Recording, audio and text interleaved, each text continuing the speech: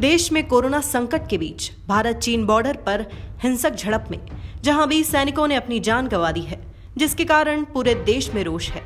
विपक्षी पार्टियां सरकार को घेरने में लगी हैं। मोदी सरकार पर कई सवाल भी खड़े हो रहे हैं। इसी बीच मोदी सरकार ने आज सर्वदलीय बैठक बुलाई।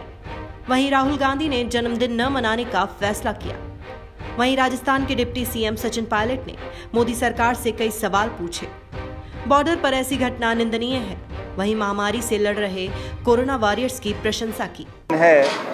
और जैसा कि आप जानते हैं कि उन्होंने देश में जो हालात हैं, विशेष रूप से हमारी पूर्वी सीमाओं पर जो आज भयानक घटनाक्रम हुआ, उसको देखते हुए अपना जन्मदिन नहीं मना रहे हैं। और हम सब ने निर्णय लिया कि आज के दिन पूरे प्रदेश भर में जो हमारे इस महामारी से लड़ने के लिए हमारे सबसे बड़े योद्धा थे, उन doctors, nurses, ward boys, medical staff, सफाई कर्मचारी, उन सब लोगों को सम्मानित भी करें, उनका हौसला अफजाई करें और एक संदेश लेकर जाएं क्योंकि ये महामारी में अब लॉकडाउन तो ख़त्म हो गया, लेकिन इस बीमारी का संक्रमण ख़त्म नहीं हुआ है और ग्रामीण क्षेत्रों में ना फैले।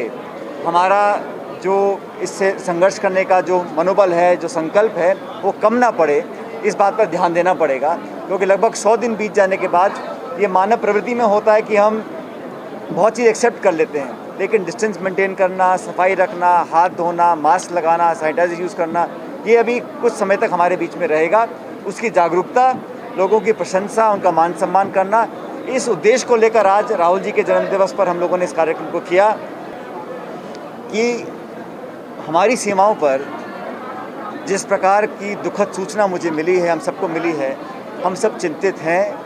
और अब समय आ गया कि हम लोग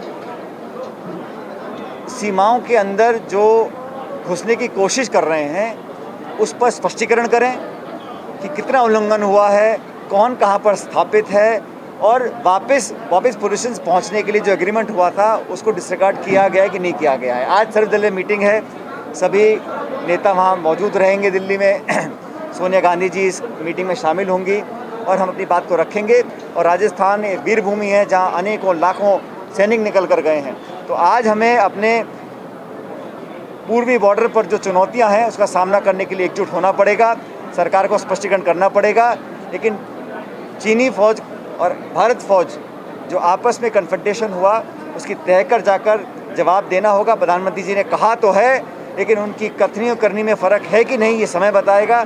जहाँ तक भारतवासियों की बात है, देश के नेताओं की बात है, दलों की बात है, हम सब एक हैं। हमारी फौज के पीछे चट्टान की तरह हम लोग खड़े हुए हैं। बता दें कि सचिन पायलट ने चीन को करारा जवाब देने के लिए राजनीतिक पार्टियों को एकजुट होने के लिए कहा और भारत चीन बॉर्डर पर हुए हिंसक झड़प पर मोदी सरकार से स्पष्टीकरण की मांग भी की है। Bureau report, the fact India.